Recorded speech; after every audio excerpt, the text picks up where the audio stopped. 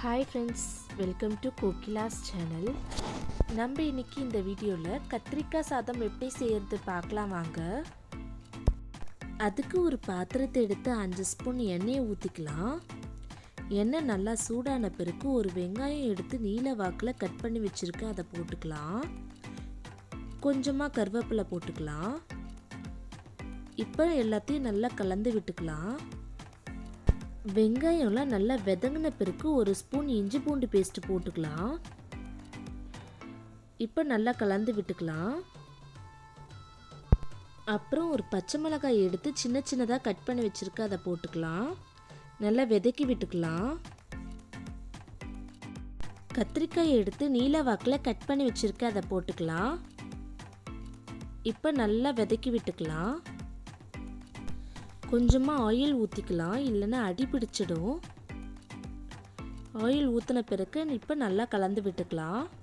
சிம்மில் ஒரு 2 நிமிஷத்துக்கு நல்லா வேகட்டும். கத்திரிக்காய் நல்லா ஆஃப் பாயில் வந்த பிறகு 1 ஸ்பூன் சில்லி பவுட்ரு போட்டுக்கலாம். 1/2 ஸ்பூன் பெப்பர் தூள் போட்டுக்கலாம்.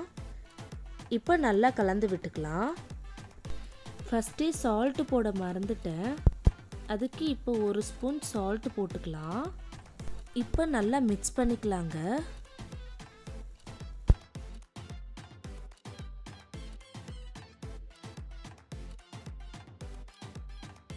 கொஞ்சமாக ஆயில் ஊற்றிட்டு இப்போ நல்லா கலந்து விட்டுக்கலாம், இல்லைன்னா அடி பிடிச்சிடும். சிம்மில் ஒரு 5 நிமிஷத்துக்கு நல்லா வேகட்டும். 5 நிமிஷம் கழித்து நல்லா கலந்து விட்டுக்கலாம். இப்போ ஒரு பிளேட் சாப்பிட்ற மாதிரி ரைஸ் எடுத்து வச்சுருக்க, அதை போட்டுக்கலாம். எல்லாம் போட்டுட்ட பிறகு இப்போ நல்லா கலந்து விட்டுக்கலாம்.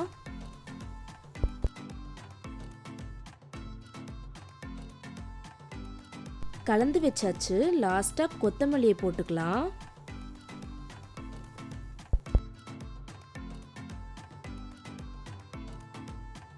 போட்டுட்ட பிறகு எல்லாத்தையும் நல்லா கலந்து விட்டுக்கலாம்.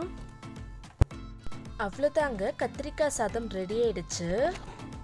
இதே மெத்தடில் செஞ்சு பாருங்கள், செம்ம டேஸ்ட்டாக இருக்கும். எண்ணெயிலே செஞ்சால் செம்ம டேஸ்ட்டாக தான் இருக்கும். அதனால் எப்போயாச்சும் சாப்பிடுங்க. நம்ம ஹெல்த்தியாகவும் இருக்கணும், ஹாப்பியாகவும் இருக்கணும். ஓகேங்களா?